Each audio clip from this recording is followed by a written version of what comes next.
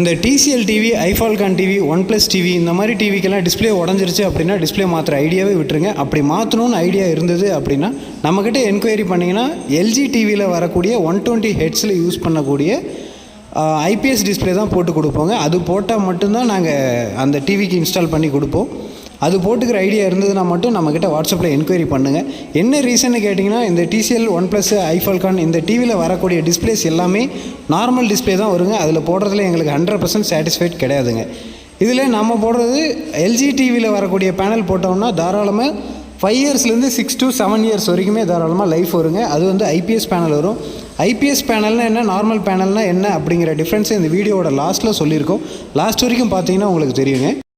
இந்த TCL, one plus, ஐஃபால்கான் டிவிக்கெல்லாம் நம்ம display போடுறதுங்கிறது அவ்வளோ ஈஸியான ஒர்க்கும் கிடையாதுங்க. அந்த எல்ஜி பேனலை வந்து ஆல்ட்ரு பண்ணி தான் போடணும், டைரெக்டாகவும் போட முடியாதுங்க.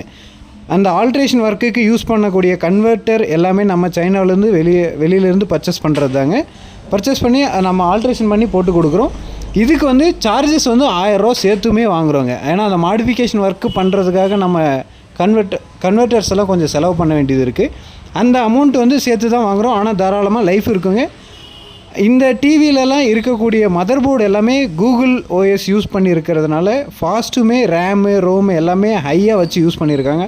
ஆனால் அதில் இருக்கிற டிஸ்பிளே மட்டுமே கொஞ்சம் 4 to 5 இயர்ஸ் இல்லை 3 இயர்ஸில் ஏதாவது கம்ப்ளைண்ட் ஆகுது அப்படின்னா 1 டைம் கம்ப்ளைண்ட் ஆகிடுச்சுன்னா செகண்ட் டைம் ரெடி ஆகிறது இல்லைங்க. அதனால் நம்ம அந்த டிஸ்பிளேஸை ரெஃபர் பண்ணுறதும் கிடையாது, நம்ம போட்டு கொடுக்குறதும் இல்லைங்க. இன்கேஸ் நீங்கள் அதே டிஸ்பிளே எனக்கு கம்மியான விலையில் நீங்கள் போட்டு கொடுங்க அப்படின்னு நீங்கள் கேட்டிங்கன்னா நாங்கள் அதுவுமே இன்ஸ்டால் பண்ணி கொடுக்குறோங்க. வித்தவுட் வாரண்டியில் பண்ணி கொடுக்குறோம். 1 டே கூட வாரண்ட்டி வராதுங்க. அதே சேம் டிஸ்பிளே, கம்பெனி டிஸ்பிளேவே நாங்கள் அதில் என்ன டிஸ்பிளே இருக்கோ அதை சேமே போட்டு கொடுக்குறோம். வித்தவுட் வாரண்டியில் பண்ணி கொடுக்குறோங்க. ஃபர்தர் டீட்டெயில் உங்களுக்கு ஏதாவது தேவை இருந்தது அப்படின்னா வாட்ஸ்அப் மட்டும் மெசேஜ் பண்ணுங்கள். வாட்ஸ்அப்பில் வந்து மாடல் நம்பர், என்ன கம்ப்ளைண்ட்டாக இருக்குன்னு ஒரே ஒரு வாய்ஸ் மெசேஜ் மட்டும் போட்டிங்கன்னா கண்டிப்பாக இமீடியட்டாக ரிப்ளை பண்ணி கொடுப்போங்க. வித்தின் 1 ஹவரில்.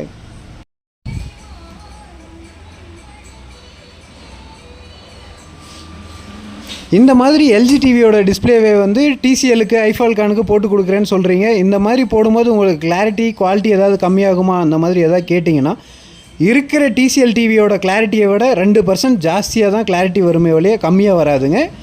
இதில் யூடியூப்பில் நீங்கள் இந்த ஐபிஎஸ் டிஸ்பிளேவுக்கும் நார்மல் டிஸ்பிளேவுக்கும் டிஃப்ரெண்ட் என்னங்கிறத மாதிரி நம்ம சொல்கிறோன்னு சொல்லியிருந்தோம். ஐபிஎஸ் டிஸ்பிளே வந்து இந்த டச் பண்ணோம்னா இந்த மாதிரி பிளிங்க் ஆகாதுங்க. இது வந்து ஆக்சுவலாக நார்மல் டிஸ்பிளே டச் பண்ணால் பிளிங்க் ஆகிற ஃபிலிம் தெரியுங்க.